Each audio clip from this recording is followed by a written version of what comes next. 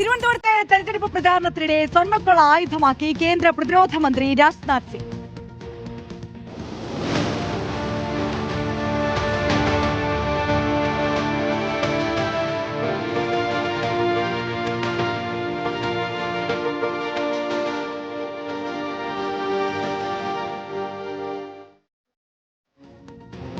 ശബരിമലയിലെ സ്വർണ്ണക്കൊള്ളയെ പൊന്മാൻ സിനിമയോട് ഉപമിച്ചായിരുന്നു പ്രതികരണം. ശബരിമല സ്വർണ്ണക്കൊള്ള സംസ്ഥാന സർക്കാർ സ്പോൺസർ ചെയ്ത് നടത്തിയതാണ്.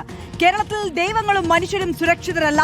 സംസ്ഥാനത്ത് തീവ്രവാദ ഭീഷണി ഉണ്ടെന്നും LDF-ഉം UDF-ഉം അവരെ പിന്തുണയ്ക്കുകയാണെന്നും രാജ്നാഥ് സിംഗ് ആരോപിച്ചു.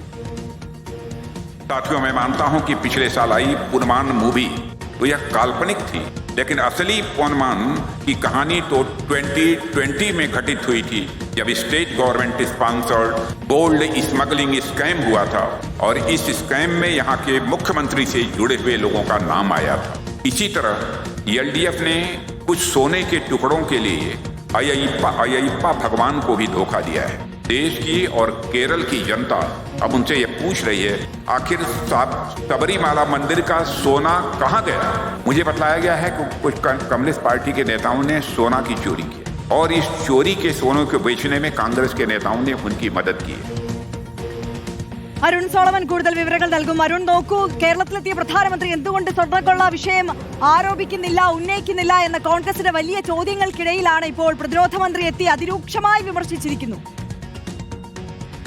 മാധു, തിരുവനന്തപുരം ജില്ലയിലെ വാമനപുരം, നെടുമങ്ങാട്, അരുവിക്കര അടക്കമുള്ള മണ്ഡലങ്ങളുടെ പ്രചരണാർത്ഥമാണ് കേന്ദ്ര പ്രതിരോധ മന്ത്രി രാജ്നാഥ് സിംഗ് ഇന്നിപ്പോൾ ജില്ലയിലെ തന്നെ പോത്തൻകോട് എത്തിയത്. അവിടെ എത്തിയപ്പോൾ തന്നെ വളരെ രൂക്ഷമായിട്ടാണ് സംസ്ഥാന സർക്കാരിനെയും UDF-നെയും ഒരുപോലെ വിമർശിച്ചത്. രണ്ട് മുന്നണികളും അഴിമതിയുടെ കാര്യത്തിൽ ഒട്ടും പുറകിലല്ല. രണ്ടുപേരും അഴിമതി എത്രത്തോളം നടത്താമെന്ന കാര്യത്തിൽ മത്സരിക്കുകയാണ് എന്നുള്ളതാണ് പ്രതിരോധ മന്ത്രി കൂടിയായിട്ടുള്ള രാജ്നാഥ് സിംഗ് സൂചിപ്പിച്ചത്. ഏറ്റവും പ്രധാനപ്പെട്ട ഒരു കാര്യം, പൊന്മാൻ എന്ന് പറയുന്ന മലയാള സിനിമയെ പരാമർശിച്ചുകൊണ്ടാണ് അദ്ദേഹം ഇന്നിപ്പോൾ പ്രസംഗത്തിൽ ഈ ശബരിമല സ്വർണ്ണക്കൊള്ള അടക്കമുള്ള കാര്യങ്ങളിൽ സർക്കാരിനെ രൂക്ഷമായി വിമർശിച്ചത്.